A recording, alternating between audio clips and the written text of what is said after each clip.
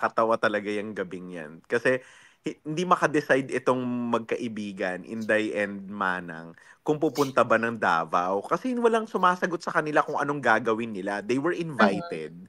Pero walang sinasabi, mag-prepare ba kami ng speech, anti-PI, ganyan. O sige, si Senator naman preparing speech, Inday preparing speech. Pagdating doon, pala silang moment. So, so ano lang sila, sabi ko sa kanilang dalawa, so ang ganap nyo doon is only 10%. Sabi naman ni Senator Amy, anong 10%? Audience impact lang kayo, Senator. 10%. 10%. Sabi,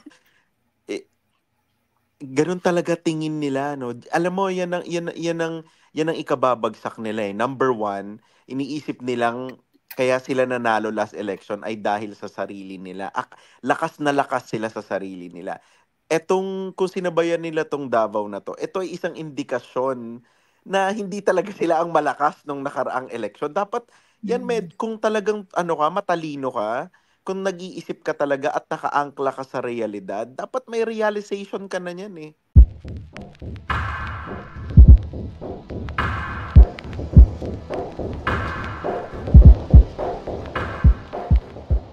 Ating mga Dr. Batu, Mike, para sa ating mga tutubi sa mga dalampasigan, ipaliwanag mo kung ano ang base effect.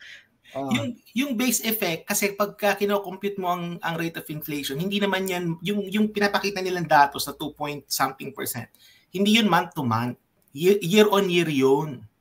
Kung titingnan mo yung rate of inflation nung nakaraang taon, no, itong same month, punta tayo sa PSA ha, para hindi tayo hindi accurate yung ating datos. There was a time na naging 8% pa nga ito eh, yung rate of inflation natin. So for, tagal naman mag-load ng PSA, Diyos ko po. Ayan, tinan nyo ha, nung January of 2023, it was 8.7%. So, ang laki ng that was, so tama ako, sabi ko kanina, that was around 8% for January nung nakaraang taon. So, year on year yun, and laki na nung binaba. So, meron siyang base effect, pero yung base effect niya pababa. So, yun. Kasi ang laki nung pinanggalingan eh, di ba? Ang taas ng pinanggalingan. Pero kung titingnan mo yung month to month, meron silang data nito eh. So, kung titingnan mo, no, nung December 2023, nasa 3.9% yung wala akong makitang datos ng puro year on year nakita ko dito eh. Pero kung titingnan mo yung month to month, hindi ganoon yun. Hindi ganoon kababa yun kasi nga may base effect tayong kino-consider diyan. Ngayon, ito pa pala kasi napag-usapan niyo rin kanina hindi ramdam ng tao, di ba? Which is very true. Kasi ang inflation kasi cumulative yan eh. Di ba? So nagpapatong-patong yan. So kung nanggaling ka ng 8.something% noong January hanggang ngayon, nag-cumulate na yun. Kaya tinanong mo yung mga kababayan natin sa, punta ka sa palengke, punta ka sa kanto, mumurahin ka lang ng mga yun pag tinanong mo, no? Ramdam mo ba yung mababang inflation? Mumurahin ka lang ng mga yun. Sabihin sa'yo, hindi namin ramdam yan. So yun. So ang issue dito talaga is kailangan mai-improve ng government, no, yung standard of living natin. Yeah, yun doon talaga yun. Kasi parang telepono lang yan eh. Yung linya ng telepono. Hindi mo talaga mararamdaman, sabi mo, inflation, lalo na telepono is a necessity na sa Pilipinas ngayon, no? So, hindi nila mararamdaman na bumababa. Pero kung magkaroon ka dyan ng 5 players and then they will attack the other, and then their marketing strategy is by price. Bababaan nila yung presyo. Doon mararamdaman nila. Hindi naman nila nararamdaman kasi nga pareho-pareho pa rin naman yung mga tao nandiyan. So yun, na-discuss nyo rin kanina, Sas, no, yung mga policies na banggit may narinig ko kanina mga monetary policy, yung mga interest rate. So yung interest rate kasi, yan eh, that is monetary policy yan. Ang nagsaset niyan is the central bank, yung Bangko Sentral ng Pilipinas. In theory, ang central bank kasi in theory independent yan from the government. That is in theory. Meron siyang may independence ang monetary authorities kasi nga dalawa, di ba, may fiscal policy. Fiscal policy, that is budget, yung paggastos yan ng government. And then you have monetary policy which controls money supply, nandiyan na yung interest rate, exchange rate, sila yan, Bangko Sentral yan. Pero ang ginagawa rin kasi ng governments natin, rather ng central bank, pag mataas ang rate of inflation, tinataas nila yung interest rate para bumaba yung spending. Ang ano yun ang nakokontrol nila dyan is the demand, yung demand side ng economy. Pag ang demand side ng economy mo is nagko-contract yan, there is a tendency na bababa yung prices. Bababa yung general rate of inflation kasi nga there will be less money in circulation. Diba, meron tayong concept na there's too much money chasing too few goods. May ganung konsepto. So, pag mababang money supply mo sa economy mo, the tendency is may bababa niya ang rate of inflation. No? Pero ang problema kasi sa Pilipinas, yung rate of inflation na nararamdaman natin, hindi siya generated ng demand side ng economy. The inflation na experience natin ngayon, most of it is generated sa supply. It's generated sa supply side ng economy. So which means na ang solution mo dyan, hindi yung monetary policy. Ang solution mo dyan is supply policy. So dyan napapasok yung industrial policy, dyan napapasok yung pag-i-improve ng productivity, research and development, no? Paano mo ma-improve yung means of production, innovation, nandyan na yung lahat. So which is unfortunately matamlay sa atin sa ngayon. Ano? So yun yung nakita kasi mostly ang focus natin nagiging demand. Pero hindi natin nakikita na ang problema is sa supply. And ito yung observation mo rin last Prof. Yung mga nakikinig sa amin, mag-take down notes kayo kasi meron tayong final exam. Speaking of exam, nag-check ako ng exam. Prof. Bato ng nag-check ako ng exam. Minsan kasi, dito ngayon it's 11 in the morning dito ngayon, is West Coast. So nag-check ako ng exam. Ay, classical game theory, di ba? Nag-check ako ng exam. And then, nakikinig ako sa inyo. Tapos sabi ko, teka muna, bakit puro mga economic policy na pinag-uusapan dito? Oo nga, kailangan ka namin talaga, Prof. So, minessage ko si Sasas, paakit nga ako na ng topic. Prof, di ba may yung observation nyo po last time, yung na-mention ninyo na yung mga gains na nire-report is ampaw. Kasi, while merong mga improvements sa numbers, wala siyang sustansya dahil yung mga key metrics, like for example yung manufacturing, yung sa agriculture, these are actually going down, drastically going down. Yung contribution ng agriculture sa GDP bumababa, yung contribution ng manufacturing sa GDP bumababa. And it is very alarming, you said, because kung ito ay bumababa, ang tawag dito, kung ito ay bumababa, yung increase dun sa GDP natin is contributed by something else na walang pangahawakan na something reliable dun sa ekonomiya natin. Yun yung aking pagkakaintindi dun sa huli nating usapan. Pero relevant po ito, no? Kasi parang walang yung nire-report na growth, walang sustansya ba? Wala siyang pinaghuhugutan. Alam mo kasi ako, ang aking basis dyan is yung opinion polling. So, titingnan mo yung mga opinion polls about the state of the economy. Regardless of the polling firm, mapa-Okta man yan, Pulse Asia, kung sino-sino pa, makikita ninyo na yung main concerns talaga ng tao is rate of inflation, yung sahod, diba? Yung economic, which means na yung mga growth rates na itapapakita natin is hindi siya nagtatranslate into tangible benefits to the people. So tangible benefits yan. Ang nangyayari niyan kasi, Joey, tsaka sa ating mga nakikinig, is yung growth na yan, ang nakikinabang dyan, ilang tao lang. Kumbaga hindi siya nakakaabot sa ordinaryong mamamayan. So for sure may nakikinabang sa growth na yan, Joey. Meron. Sino? Yung mga iilan nating mga kababayan na merong control doon sa means of production. So yun. So sila yung nakikinabang dyan sa growth na yan. And in other words, yan yung konsepto na kung saan yung mga mahihirap lalong nagiging mahirap at yung mga mayayaman lalo silang yumayaman.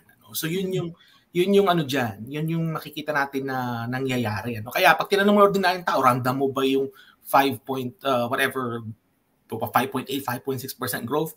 fastest growing economy in the region, they will tell you, no, hindi namin yan nararamdaman. Diba? So, kasi nga, hindi balanse yung distribution ng growth. Diba? Yun, ang kailangan dyan mangyari is lahat tayo makinabang sa paglago ng economy. Unfortunately, that is not the case. Prof, parang yung parang yung masaya yata dun sa yung masaya yata dun sa growth ito 82% ng ABC. Teka, ano yung question dyan, Joey? What was the question? Sino yung mga government officials na top performing government officials? Tingnan natin yung Class D. Sa Class According sa ABC, ang top performing ay si BBM. Pero para sa D&E, ang top performing ay si Inday Sara. Grabe, no? Talagang makikita mo kung anong... Sorry, Senator. Ayan. Hinahanap ko, Prof. Batu, yung same survey na different period. Kasi, tumaas to from 82. Tumaas to, hindi to 82. Itong period na to is...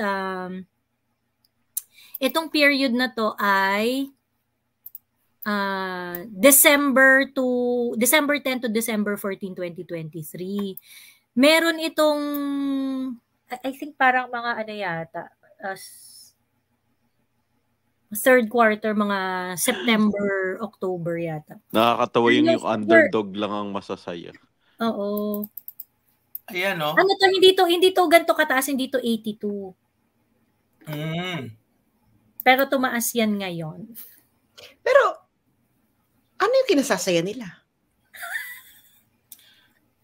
Yung sinasabi ni Prof. Batu na yung increase at yung benefit ng magandang metrics ng ekonomiya ay ine-enjoy lang ng certain group. Hindi kasi balanse. Hindi balanse yung growth natin eh. Kumbaga, yung trickle-down effect na sinasabi ng mga conservatives nung araw, hindi nangyayari. No? At ang nakikita natin dito is, kita mo nga sa polling data na yan, overwhelmingly, yung nasa Class A, B, C. Actually, I would rather see yung Class A talaga, Joey. Kung meron silang purong Class A lang, kung gaano kalaki yung percent na masaya sila. No? Diyan sa survey na yun, kitang-kita mo kung sino yung mas masaya sa state of economy natin sa ngayon, di ba? Which is really unfortunate. Bakit kayo hindi masayang ABC kay Sara? Well, masaya naman sila, pero hindi ganun kasing saya. Ang layo ng nila, Yes. 57, 82, 57 lang kay Inday. Feeling ko Metro Manila yung ABC, no? Yeah. Anong survey to? Okta. Okta. Okay. Yung Okta rin naman kasi, ano bang methodology ng Okta? Alam ko lang to, online lang to eh. Pero yung ABC na yan, ano yan? I mean tong survey na to more on Metro Manila. Kasi, kahit yung sa Metro Manila yan. Alam mo, sorry, pero ako, rin ako ng sampling na ganyan. Baka may mag-quote sa akin, pero iba talaga ang tingin ng Metro Manila sa sa hindi taga Luzon. So, yan yung ko. Kahit dati pa. So, kahit anong talaga ni Inday. Tingnan nga natin yung... Actually, ang ang mas pinagkakatiwalaan ko, Pulse Asia. Nationwide daw siya, direct. Nationwide survey daw siya. Pero anong methodology ng Okta? Face-to-face interview, 1,200 male and female probability respondent age 18 years old and above interviewed for this study. Ayun. Tapos plus minus 3% margin of error, 95% confidence level. Ano bang nila dito? Well, ang ko na lang dyan is at least si Sarah, hindi siya na naging parang Lenny ang kanyang buhay. Kasi si Lenny talaga ang baba talaga. No? Sa survey talaga bumaba talaga siya. May survey na nilabas kung saan ang taas ni Martin Andanar. Tapos kinumpare siya kay Migs, ang baba ni Migs. Martin Andanar? Oo. Martin Andanar. Martin Romualdez.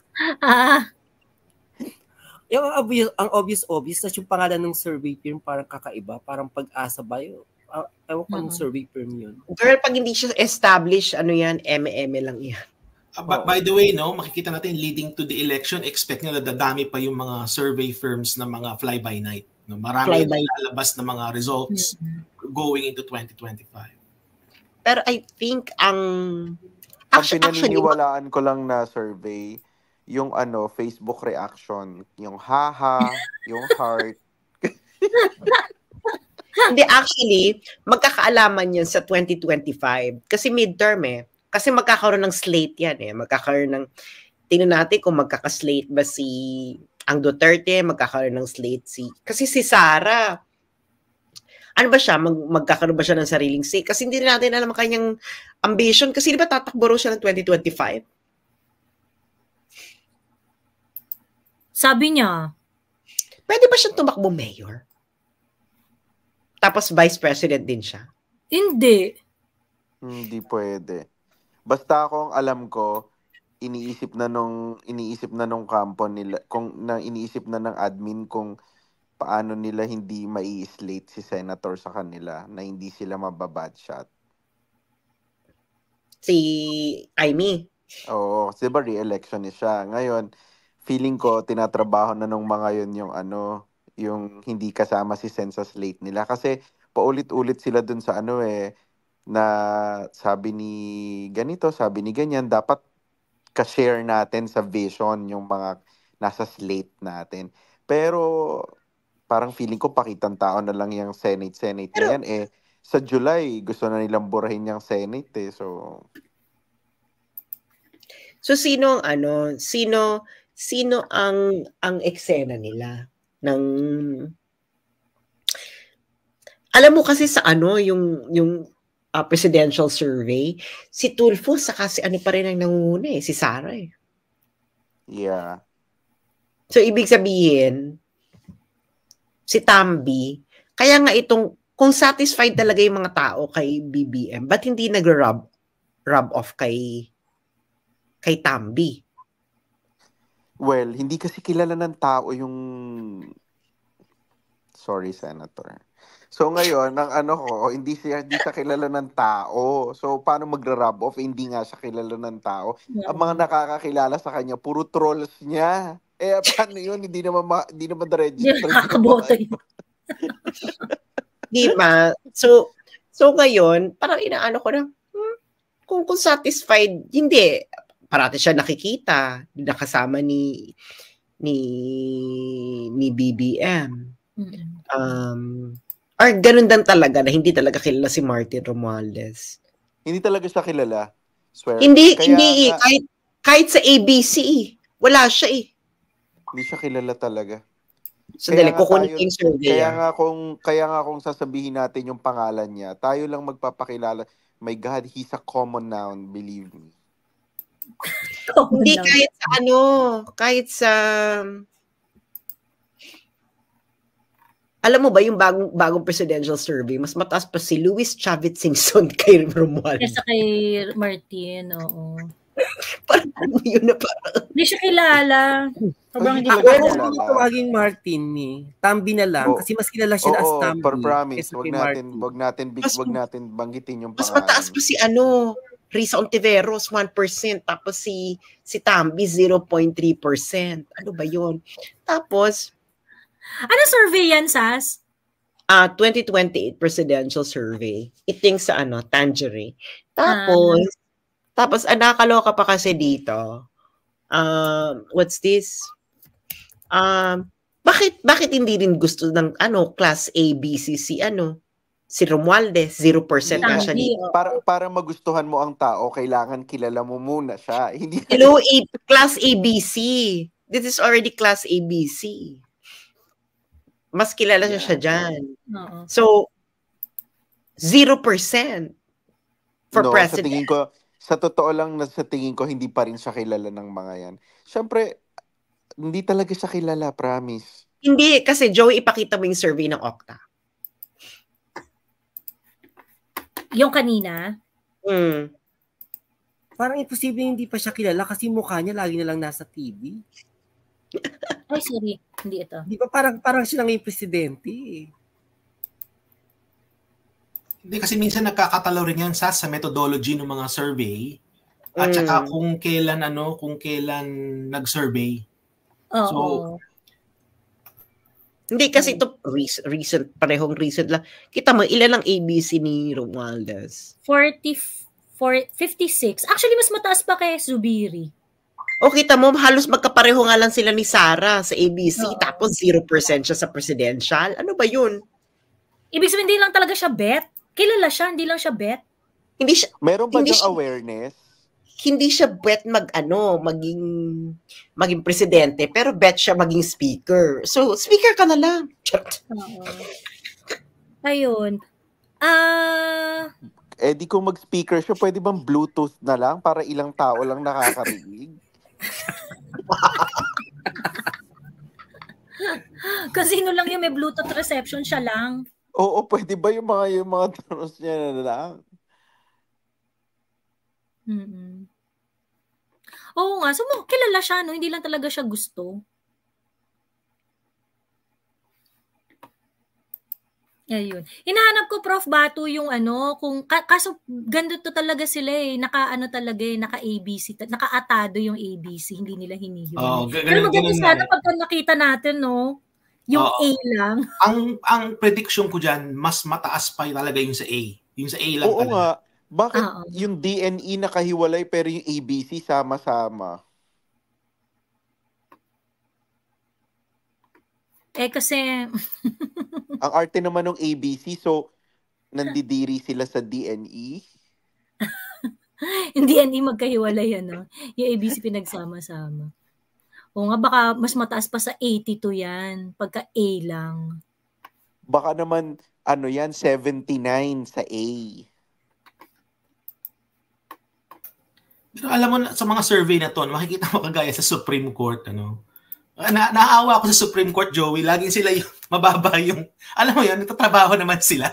Pero ang baba ng kanilang, ng kanilang satisfaction. Kita mo 6% sa ABC. 18% for the whole country. Samantalang ang dami-daming trabaho ginagawa ng Supreme Court. Kasi siguro, Doc, yan yung sinasabi kong hindi sila kilala no? Alam mo yun pag tinatanong ka kasi, pag tinatanong ka sa survey na happy ka ba sa ganito, di ka sure, di mo kilala yung personalidad dun parang ganun ang tingin ko. Kasi when I was in college, parang ako ng ganyan sa sa SWS, parang naging part kami ng ganyan. So, pag talagang hindi alam, parang, so something like that. Tsaka pag sinabi mo sa Supreme Court yan, ang agad iniisip ng mga taong pinagtatanungan mo yung sa nila, Hall of Justice nila. May ganong thinking yung mga yan pag tinatanong mo So, yun lang ang tingin nila yung Hall of Justice, kung kamusta sa Hall of Justice nila. So, kung ikaw rin naman kasi direct yung, kunwari ako Supreme Court Justice, wala naman akong balak pumasok sa any popularity game. I mean, wala naman akong balak tumakbo sa national office or what. Wala na naman value sa akin yan Totoo. Walang diba? drama Maghanap nga ako ng Supreme Court Justice na gawan ng drama. Unless kunwari ikaw ay galing sa judiciary, pag interested ka na pumasok sa si Carpio. Oo. Then it would become a very important metric kasi papasok ka doon sa magma-matter yung awareness and awareness ng tao. Pero pag kunwari yung mga Supreme Court Justice na wala naman talaga silang pake sa politics, wala naman silang balak tumakbong congressman or senador, ganyan. Hindi naman importante sa kanila to Diba? Actually, kahit doon sa tinatanong ng survey, hindi importante yan. Oh, kasi Diyos ko po naman, ano naman ang chance ng ordinaryong tao na makarating yung kaso Exactly. niya sa Supreme Court? Exactly. So ngayon ang reference talaga nila diyan yung Hall of Justice nila, yun ang tingin nila. Oo. Yung sa amin, okay naman, parang ganun eh. So wala ka talaga makukuha matinong sagot kapag kapag ganyan. Tsaka yung piskal, yung mga piskal, akala nila part yan ng judiciary. So, bawa yung pag tinanong mo sa justice, yung piskal namin, mabait yun. Ganun. Oo. Yes, Dr. Diba? Bati, Oo, ganun yun nga. pa. Yun, ganun. Akala nila ganun, part ganun. ng judiciary ang fiscal. Yun. Ayun. Pero meron din ganyan sa survey yung anong tawag dito, yung Public Attorney's Office, yun din ang tinitingnan nila sa city nila. Yan ang iniisip din nilang ng Supreme Court. So medyo medyo malabo yan. Kaya kung well, 'di ba? Not unless yung mga napapanood nila sa balita na mga parang kinakatigan ng Korte Suprema, pag yun naiiwan yun sa alaala nila, yun may maalala sila. Pero pag wala talaga, wala eh.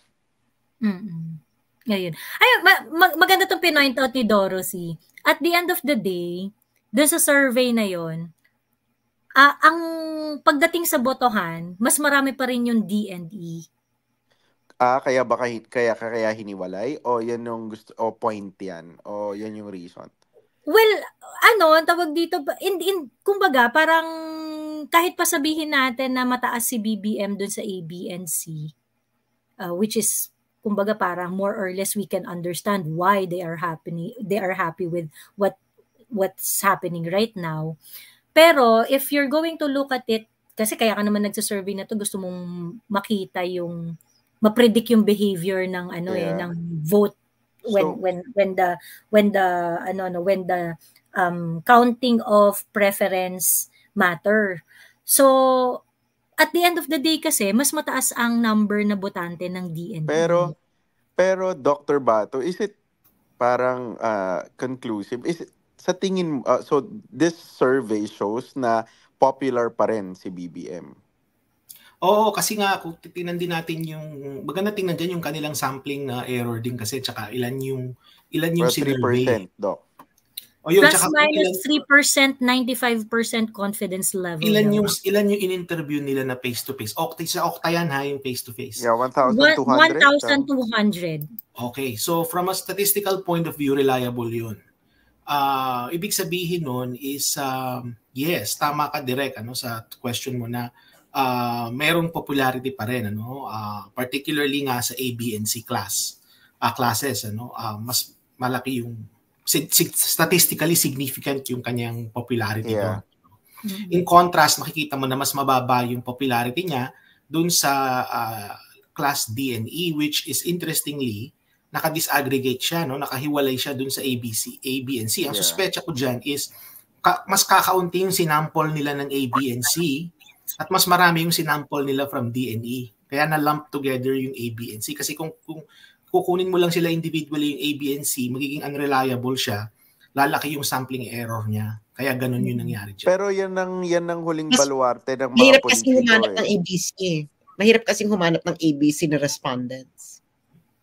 Pero yun ang huling baluarte nila.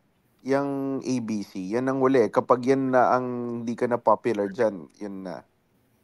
Totoo. Tama kanina, binagsabi kanina, nasa NCR sila mostly, tsaka sa mga malalaking city, yung mga ABC na, nasa Sibuya, nasa Petro Manila, NCR, Region 4A. Diba, nandyan yan sila eh. Kaya maliit yan. Pero madadalute, Doc Bato, yung galing sa DNE kasi syempre dapat naka-ratio in proportion din yung laki nung sampling ng D sa kanang A sa population ng DNE versus sa ABC. Totoo yan, tama ka. So ibig sabihin commission to ng someone from the government, I suppose. Okay, ang pagkakaalam ko sa mga survey na ganyan, kapag commissioned yan, usually ini-embargo nila. Kapag yan sila lang yung naggawa niyan, yan yung nire-release nila publicly. Usually this usual case. Pwede natin i-confirm baka na Joey, baka mayroong impormasyon diyan na kung sino nag-commission. But I doubt tingin ko yan yung kanilang periodic na survey na periodic yung survey na yan na ginagawa nila.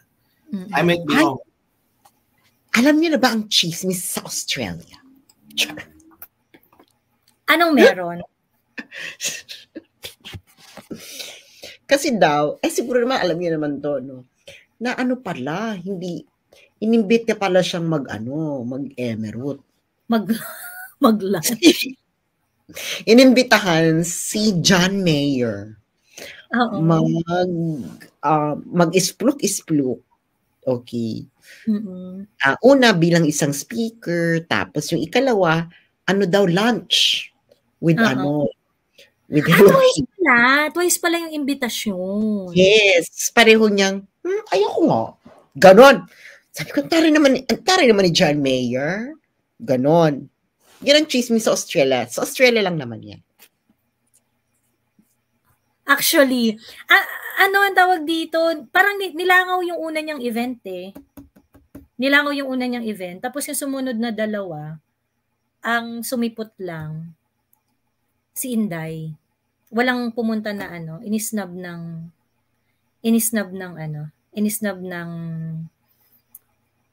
mga Australian male government. Duterte. Australia. Inisnab ng Australian government. Inisnab ng Australian government. May sino nagpa-event? Si Hello Kitty. Si Hello Kitty? Pumunta siya sa Davao. Given na yun talagang istabin siya because yung sa Australia? Sa Davao, sa Australia. Sa Australia pala. Pumunta si Hello Kitty sa Australia. Ayun. Pumunta siya sa Australia. So pagdating niya doon, syempre expecting si kasi ito, diba, Joey, 6% lang daw yung class ABC while 78% yung D, tas 16 yung E. Saan yan? Ay, sabi ni si Haya. Ito, teka. Sino si Haya? Ayan. Ito, 6 lang yung class ABC while 78 yung class D and 16 yung class E. Ayan. Ay, ito hinahanap ni Doc Batu kanina. So kung tama yung impormasyon ni si Haya, kung i-disaggregate mo further yung A, B, and C, mag-generate siya ng mas malaking sampling error. So kaya ang ginagawa nila dyan, pinagsasama nila yan when they report it. So significant to kasi kung 78% yung class D, and then ang laki nung kumbaga yung mas mababa yung support yung nung D sa current president. That is a significant result So if you're political strategist, you should be worried. Patingin nga ng ilan siya sa D. Teka, balik tayo. Ano ba tayo? Class D ba tayo? I think class D tayo, kasi si Direk lang naman ng class A, B, C dito. Oy, hindi Ang basis lang ko D for Telemundo. Malaki pa rin siya. Malaki pa rin 71%, di ba? Malit lang siya sa E. So, masabi ko, hindi ko tinitingnan yung survey kasi nga si Gloria nga, mostly negative ang trust rating. Natapos na yung 10 years niya. Kaya nga ako yan din ang tingin ko dyan Ito,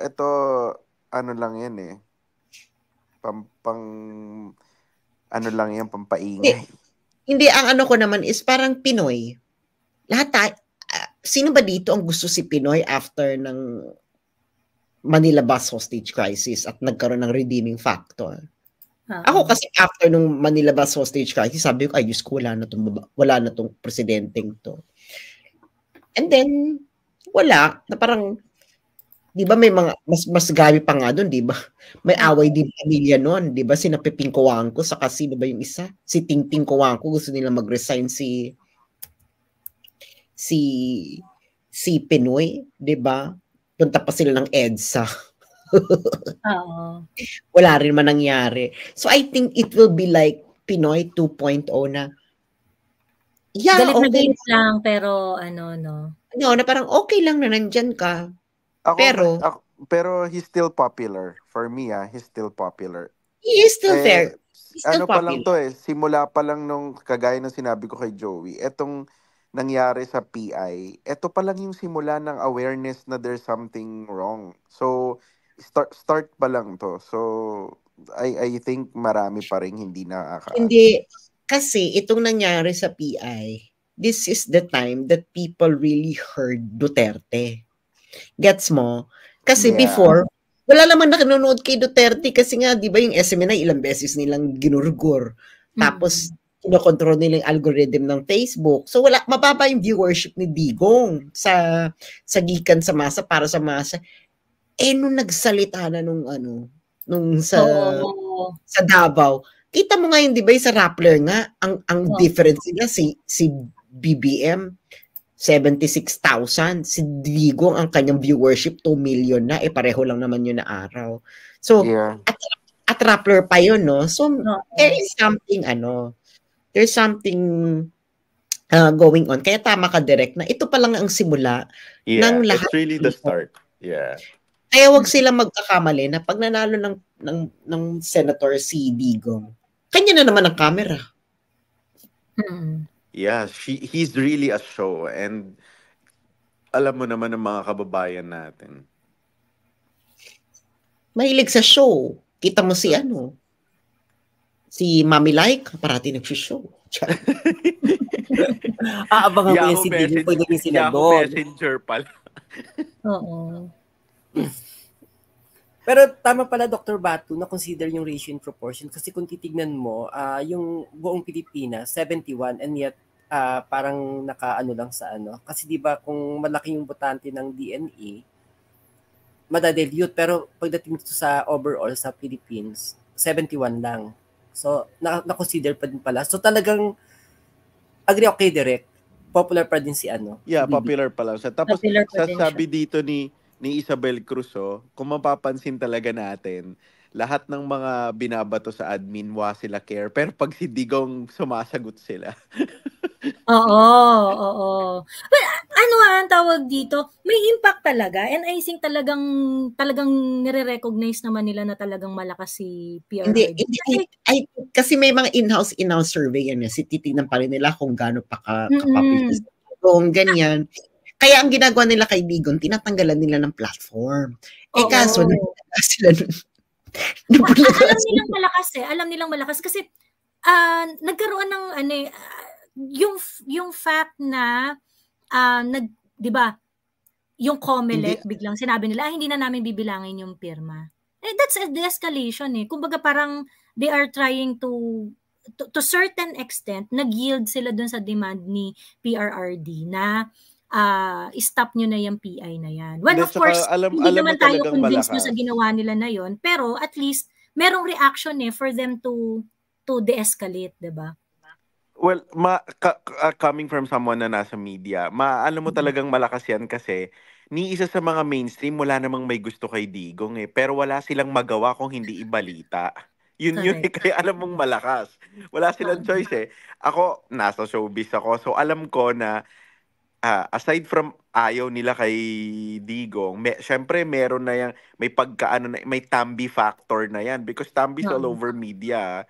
Yung powers niya dyan talagang hawak niya na yan. Pero wala silang magawa because people, nagtatype yan sa YouTube na Duterte speech. So, kailangan nilang makinabang doon. So, makikita mo talagang malakas. Ako, yun lang ang If you type,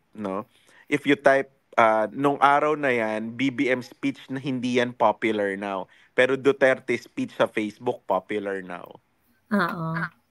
So, makikita mo talaga. At nasa Twitter, yung bangag is number 2. Pero yung bagong Pilipinas is just number 9. So, makikita mo talaga ako, from this, from my angle, damang-dama ng mga taga-social media yung yanig nung ganun. So, imagine yung compare Quirino Grandstand to Davao. Tapos, super laking event na ginastosan. Tapos, dito sa event na to, parang ang ginastos lang yung panghakot ng monoblock sa plaza ng Davao. Tapos, biglang mas malakas yung nasa kanila yung tingin ng tao. So, alam ko damang-dama na yan, lalo na ng mga galamay nila yan. So, yun lang yun. It's just the start. That's the start. No? So, So, dapat di na lang sila nag-launch niya. Gastos mo, Direk. Sobrang gastos. Ang chismis kasi, sinabayan nila yung Davao. It's very ambitious. Alam mo,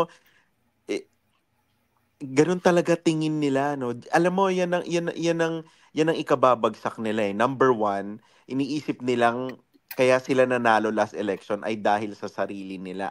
Lakas na lakas sila sa sarili nila. Kung sinabayan nila tong Davao na to, ito ay isang indikasyon na hindi talaga sila ang malakas nung nakaraang election. Dapat, kung talagang matalino ka, kung nag-iisip ka talaga at nakaangkla ka sa realidad, dapat may realization ka na yan eh. Yung nangyari sa Davao at sa Quirino Grandstand, dapat naisip na nila na, putang ina, 50,000 lang kami initial. Pagkatapos ng live, 50,000 lang ang views namin. Sila nung natapos yung live nila, 1.2. Alam mo yung ganyan, ako bilang isang mukhang pera at ang kinikita ay nasa views, ang bilis kong kinumpute yan. Bakit i-cover ng Rappler yung speech ni Duterte? Kulang na lang isuka nila si PRRD. Bakit? Pero tingnan mo kinita ng Rappler sa 1.2 million. Oh. Anong 1.2 million? 2.5 na direct. 2.5 million views. I'm talking about after the live became immediately live. after. Oo. Pagkatapos mag-off nung live, yun kasi ang pinakamalaking kita when it comes to views. Yung katatapos mo mag-live, yung surge nung tao. So ngayon sila after mag-live ng Rappler sa Bagong Pilipinas, 50,000 lang yon, 54 or 57 basta it didn't reach 60. Pero tong kay Digong, yung live nila kay Digong, 1.2 nung naging was live, nung hindi na sila is live, 'di ba? So ngayon, yun yung kinompute namin ng team ko. So isipin mo yun, no? Hindi nila pwedeng hindi pansinin because that's income. Yun yung ibig kong sabihin ng aside from pinakikinggan, tinatangkilik eh. There's a difference ng nagmamatter ka at saka kumikita ka eh. So, yun yung yan, I'm sure yung mga nasa analytics din ng government ngayon, iniisip nila na nakikita nila rin yan. Oo, putya, hindi lang may audience eh, may support talaga eh. So, ito na bagong number, 76,000 kay BBM, 2.7. Oh, diba? Grabe, 20,000 lang yung nadagdag dun. 20,000 lang yung nadagdag dun sa... wala pang yan. Wala pang 20,000 pesos yan yung nadagdag dun. Pero yung kay PRRD, dumoble. Imagine. Actually, may interest eh. May interest, may libog kasi yung may libog kasi si Digong. Na pag magsalita siya, pag nagsalita siya, magigising yung kalamnan mo na gusto mo siya, ayaw mo siya, manginginig ka eh. Oo, kahit ayaw mo, kailangan mong pakinggan para makapag-react ka eh. Yun yung parang kailangan demands mo siyang mapakinggan. attention. At saka, naiintindihan din eh. Yan yung yan yung reverse ni Lenny saka ni Bongbong noong election. Na si Bongbong, tinatangkilik, pinapakinggan, ganyan. Ngayon, ang nangyari ngayon, na Lenny si Bongbong nung natapat siya kay Duterte. Even yung Bagong Pilipinas speech niya talaga, parang Lenny speech. So, launching ng pagka-Lenny ni Mike, sinabi ko nga kay Joey, yung speech doon ni BBM, speech ko na yun nung grade 6 ako tumakbo kong president sa St. Joseph Elementary School. Diyos ko, ano ba yun? Diyos ko, ay nako. Alam mo ako, gusto ko sanang, kaso nasa Davao si Senator noon eh. Si Senator kasi sobrang critical yan sa speech ng kapatid niya. Kaya nga hindi sila okay ni Vic Rodriguez eh. Kasi nung campaign, na puputyo-putyohan si Manang sa speech ng kapatid niya na parang ano ba yan? Anak ba ng tatay ko yan? Dapat ganito, dapat ganyan. So, pinlay ko ngayon sa harapan ni Senator yung speech ni PBBM dun sa sa Bagong Pilipinas. Diyos ko, buti na lang kaka-opera lang ng mata ni Senator, hindi siya maka-roll eyes. Hindi ko kaya talaga. Isipin mo, yung kay PRRD, nagsimula pa sa ano di niya na daw maalala dahil may nakita siya mga nagsasayaw na baba. Mapapakamot ka na ng ulo mo eh. Oo. Actually. Diyan sila scared yung talagang PRRD demands attention. Yeah. Actually commands. Hindi demands. Commands attention. Yes. Commands attention na ang ano doon is ito ang nakakaloka kasi yun eh. Nasabi ng Digong eh. Kung anong gusto niyang sabihin noon sa Davao eh. Mm-hmm. Kaya ngayon, ang eksena niyan, alam mo yon, 'di ba? Itong mga kakamping, ano bang ginamit nila laban kay BBM nung election? Hindi ba sinabi ni Digong? Sinabi lang din ni Digong, yeah. So parang si Digong, kaya nga sabi ko, puta, ang galing nito ha. Kung sa chess ito yung tinatawag na fork, no? Na magche-check ka, pero hindi makagalaw yung kalaban mo kasi kailangan niyang galawin yung king niya, pero makakain may makakain yes, delikado, yeah. Delikado pa rin. Parang ako nga dito quadruple fork, no? Pati ata si Sara, pati si Aimee na check. Gago kayong lahat.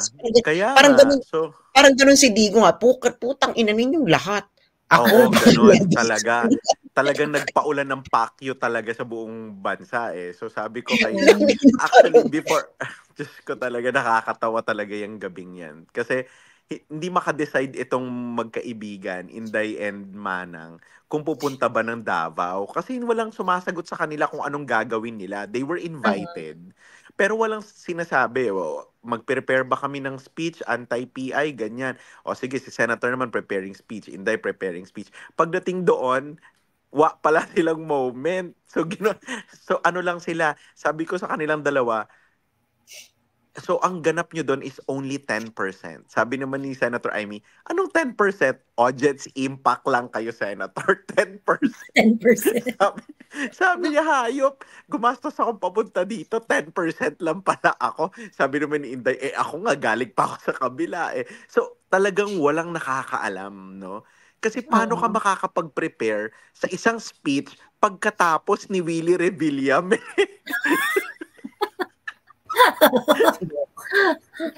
Alam mo yun na parang ako talaga, feeling ko talaga wala talaga nakakaalam kung anong sasabihin ni Digong nung gabing yon na parang alam mo yun na parang lahat talaga parang actually nung sinabi niya, Ma'am Lisa, Bongbong, Mr. President, Ma'am Lisa, ayoko talagang dumating ang pagkakataong ito.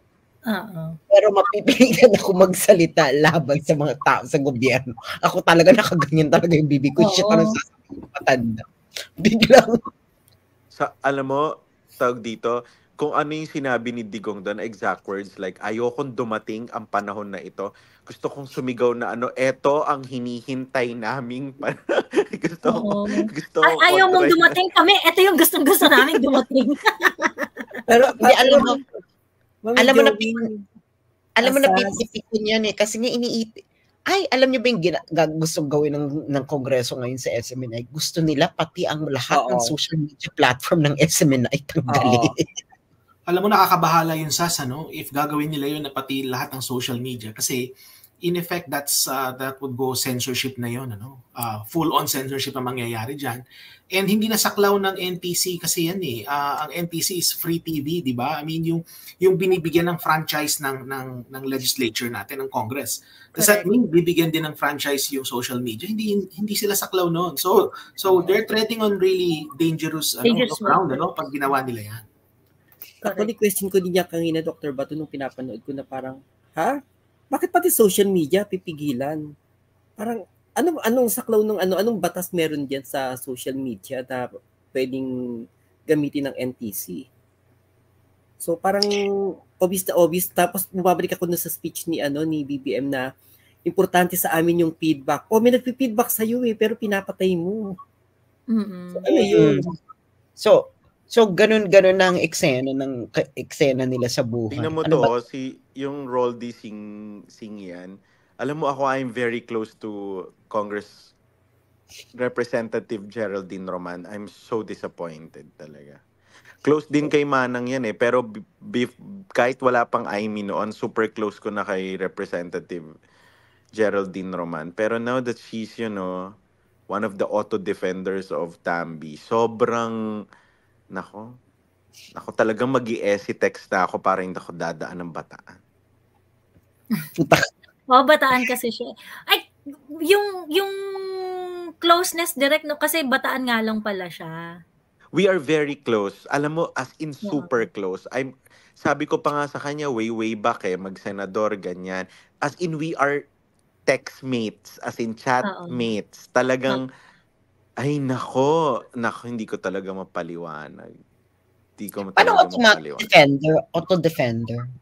As in, agad-agad, pag may sinabing masama about Tambi, isa siya sa mga automatic naka-react.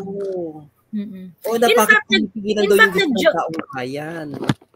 parang ganun. In fact, nag-join siya dun sa, umupo siya dun sa press conference ng House of Representatives when Senator Aimee held her first hearing on natigilan na daw and something like that. Alam mo, napaka-basic lang ng tingin ko eh. Ako, sabi ko nga, okay kami, close kami. Tapos lahat nitong mga nagagalit dyan sa hearing na yan, alam mo, isa lang ang conclusion ko. Tinanong nga ako ni Senator bakit kaya nagganon si Geraldine? Bakit? Sabi ko, alam mo, pansinin mo lahat, Senator. Lahat ng tumitira sa Senado, yan yung pag mga tumakbo sa Senate, hindi mananalo. Lahat ng mga yan, kaya yan nagagalit sa Senate. Ayan yung mga pag tumakbo ng Senado, walang kapanapanalo, mga putang ina nila. Kaya gusto nilang buwagin dahil hindi sila makapasok doon eh. Yun ang tawa si Senator. Tapos maya-maya, sabi nyo, alam mo Daryl, totoo yan. Sabi niya, kasi tinignan ko yung mga nagsasalita doon, yung mga isunod-sunod na lahat yan may Senate dream yang mga yan eh. Kaya dahil hindi nila matupad, wawasakin na lang nila yon. So ako, ay nako, hindi ganyan, pero, dapat di ganyan. Ang eksena, parang, ang eksena, baka pinangkuan si Geraldine na ipapasa ang Soji. Soji. Nako, yung Soji naman na yan, matagal nang dapat na pasayan. Anong tawag dito? Maarte lang sila Risa, maarte lang sila, na ayaw nila ng ibang pangalan. Kasi nabasa ko yan si Senator, sinusulong niya yan, kahit hindi na tawaging Soji, basta yung gusto talaga nila sa kanila nasa kanilang kinang. Oo. Hindi, ganyan. Actually, mali-mali nga sila, di ba nga, sumempla nga sila dito kay Aura Briguelas. Oo. Itong sila si Risa, di ba? Can you imagine, wala man lang follow up si Risa. Oy, bakla. Wala ka man lang mag-sorry ka man lang na mag-sorry man lang kayo dun sa waiter na so kaya nga baka ganon hindi rin natin alam kung anong takbo ng politika ni Madam Geraldine ngayon. Wala, parang sila para silang talaga gigil na gigil. Alam mo yung number 1, nagbibigay ng deadline. Number 2, nakaprotekta agad. Parang konting hinga lang, talagang nagre-react talaga. Mga power pig shot, mga sensitive. Si JJ Suarez, di ba kaya nga na-promote yan na Senior Deputy Speaker dahil todo tanggol siya dun kay Tamba nung SMNI issue eh. Di ba nag-privilege speech siya na parang, grabe yung itong panlilibak na ginawa ninyo kay House Speaker Martin Romualdez. Di ba Isipin mo, no? Isipin mo, kung hindi ko kilala kasi yung Suarez pero kung yung mga anak niya, isipin mo yung tatay mo, umihimod lang ng puwet ng isang obese. Isipin mo yun. Si Dalipe, nakakaloka yung hamon ni Dalipe. Kaya yung mga 24 senators, Lumantad kayo. Sino yung mga may gusto at may ayaw? Tignan natin kung mananalo kayo sa Kapal election. ng mukha, no? Ang kapal ng mukha. Kaya nga, imagine. Kapal ng mukha. Imagine mo, wag na lang si Senator Amy. Isipin mo, uutusan mo si Sani Angara, Harvard graduate, na kapal ng mukha mo. Parang kung ako yung staff ni Senator, magre-release talaga ako ng ganong yung kapal ng mukha mo, utusan yung boss ko na lumantad-lantad, no? Sino ka ba? Yung, Diyos ko, yung apelido mo. Ay, sorry, Senator. No, kaya nga, imagine, pagka nag-federate tayo, and then these are the same people na mananalo dun sa mga local districts, Kumbaga, would there be real change if we keep electing the same set of people? Diba? So, sa mga distrito nila, malalakas yan, mahirap matalo. Like the Suarezes, for example, like, I personally know some of them, talagang matindi ang kapit nila sa ang hawak nila sa Quezon, nanalo pa rin sila regardless Di ba kaya nga gano'n ang ko, Dr. Bato, ang recommendation ko dyan, yung evolving, yung halimbawa yung bigyan mo muna ng special economic autonomy. So, tas meron kang milestones. Proseso.